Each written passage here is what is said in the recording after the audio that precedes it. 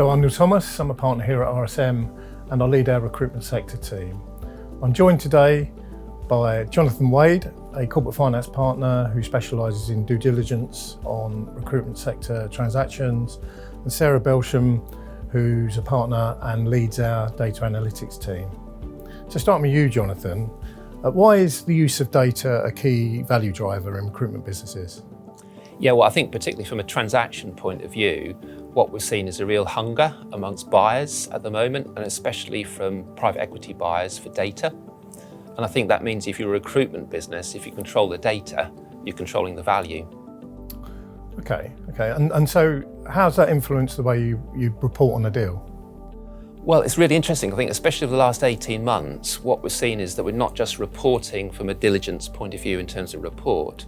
What we're able to do is add, actually using Sarah's team alongside me here, a separate dynamic dashboard in terms of how we report. And I think that really gets into an in-depth and rigorous review of the KPIs and metrics within the business.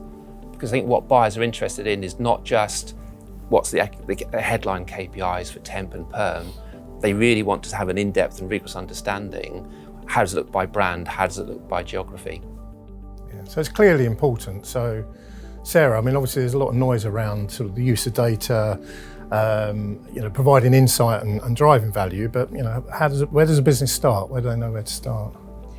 Yeah, it's a great point because there is so much data available now, and I think the key message and the conversation we have with clients is that you need to start with a strategy, and you really need to have a data strategy that aligns to your overall business objectives and kind of have an end goal in mind. So take the component parts and first of all have a look at the data that's available and get under the covers and understand where that data is coming from, who's creating it.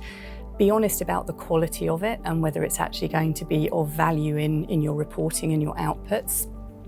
And then think about your people as well and kind of what's their level of data literacy, how capable are they of taking data and turning it into those kind of dashboards that Jonathan's just mentioned.